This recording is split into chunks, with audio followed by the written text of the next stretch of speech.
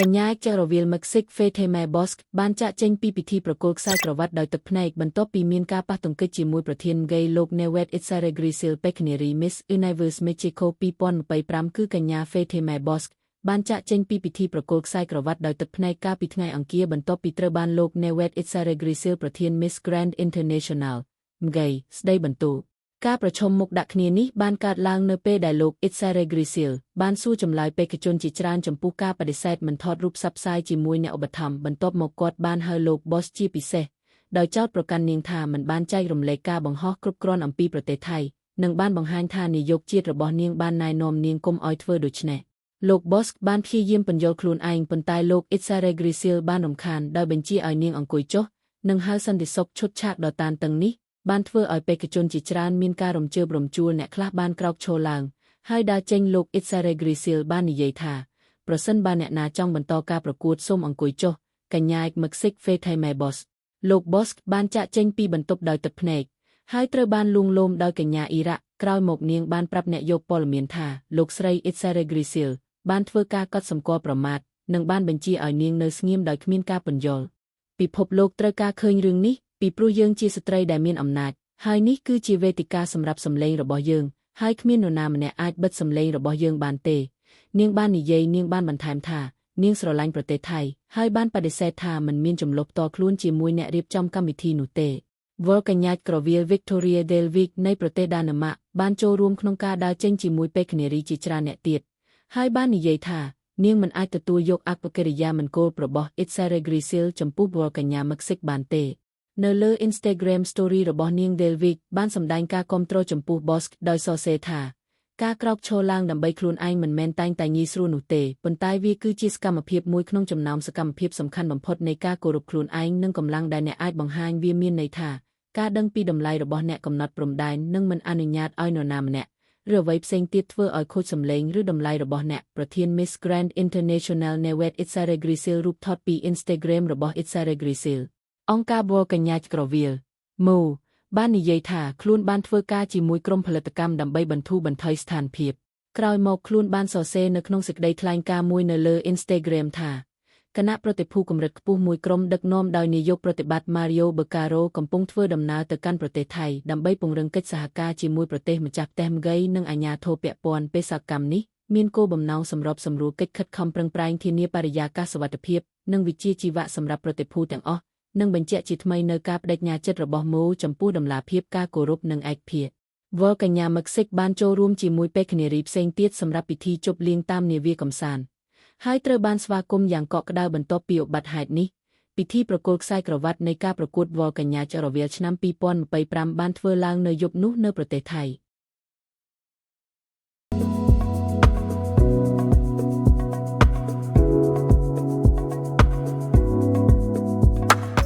លោក Jamie Dimon និងលោក Zohran Memdani ដែលបង្ហាញពីបរិបទនយោបាយសេចក្តីថ្លែងការណ៍និងផលប៉ះពាល់ក្នុងសង្គមនយោបាយអាមេរិកសង្ខេបពេញលេញអំពីករណី Jamie Dimon និង Zohran Memdani 1បរិបទនយោបាយនិងតួអង្គសំខាន់ Jamie Dimon ជានាយកប្រតិបត្តិធនាគារធំជាងគេបំផុតនៅសហរដ្ឋអាមេរិក JP Morgan Chase គាត់មានឥទ្ធិពលយ៉ាងខ្លាំងលើវិស័យហិរញ្ញវត្ថុអាមេរិកZohran Memdani ជាអ្នកនយោបាយវ័យក្មេងអាយុ34ឆ្នាំជាសមាជិកបក្សប្រជាធិបតេយ្យសង្គមនិយម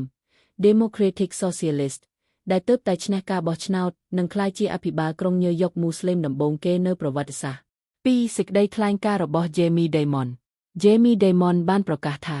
ខ្ញុំជាអ្នកស្នេហាជាតិខ្ញុំនឹងជួយអភិបាលក្រុងឬអភិបាលរដ្ឋណាមួយតាមវិធីដែលខ្ញុំគិតថាសមរម្យខ្ញុំនឹងជួយនរណាម្នាក់ប្រសិនបើពួកគេចង់បានជំនួយពីខ្ញុំទោះបីជា Zohran Memdani មានទស្សនៈសង្គមនិយមជ្រុលនិយមក៏ដោយ Dimon បានបង្ហាញពីភាពបើកចិត្តនិងបដិញ្ញាចិត្តក្នុងការជួយដល់ការអភិវឌ្ឍទីក្រុង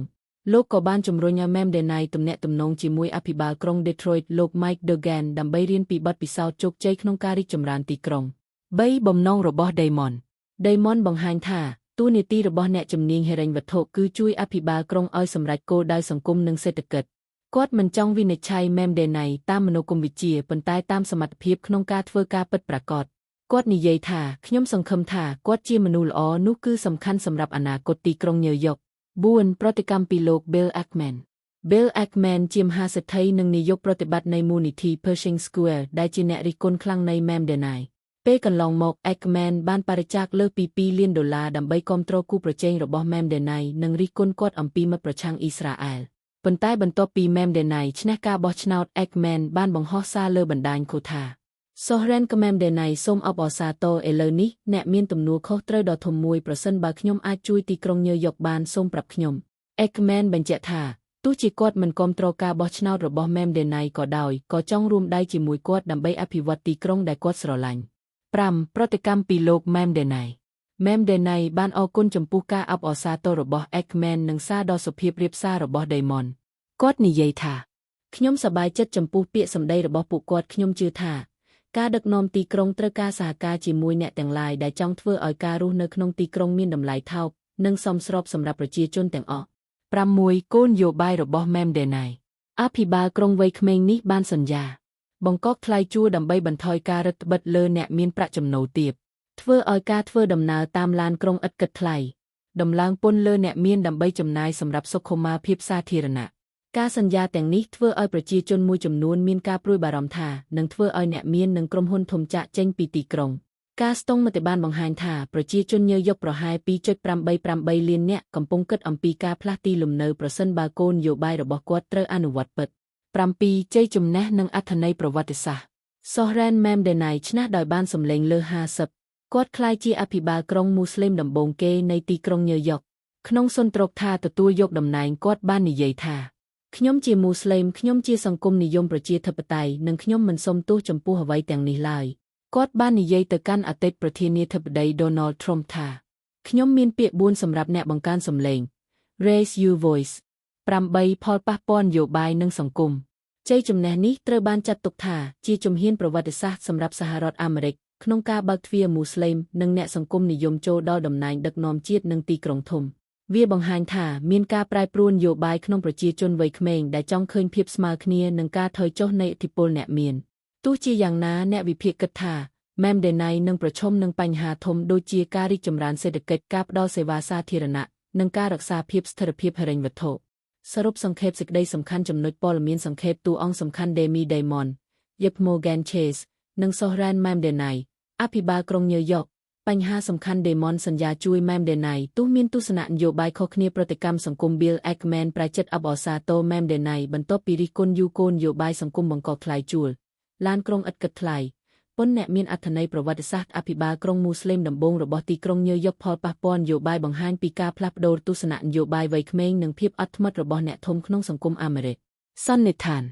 ករណីនេះបង្ហាញពីភាពអភិវឌ្ឍនៃនយោបាយអាមេរិកដែលអ្នកជំនាញហិរញ្ញវត្ថុធំដូចជា Jamie Dimon និងអ្នកជំនួញដ៏មានឥទ្ធិពលដូចជា Bill Ackman កំពុងបើកចិត្តរួមដៃជាមួយមន្ត្រីសង្គមនិយមវ័យក្មេងដើម្បីរកចំណុចរួមក្នុងការអភិវឌ្ឍទីក្រុងនិងសង្គមជ័យជំនះរបស់ Zohran Mamdani មិនត្រឹមតែជាការផ្លាស់ប្ដូរនយោបាយទេប៉ុន្តែជាសញ្ញានៃការទទួលយកភាពខុសគ្នានិងភាពចម្រុះក្នុងសង្គមអាមេរិកសម័យថ្មី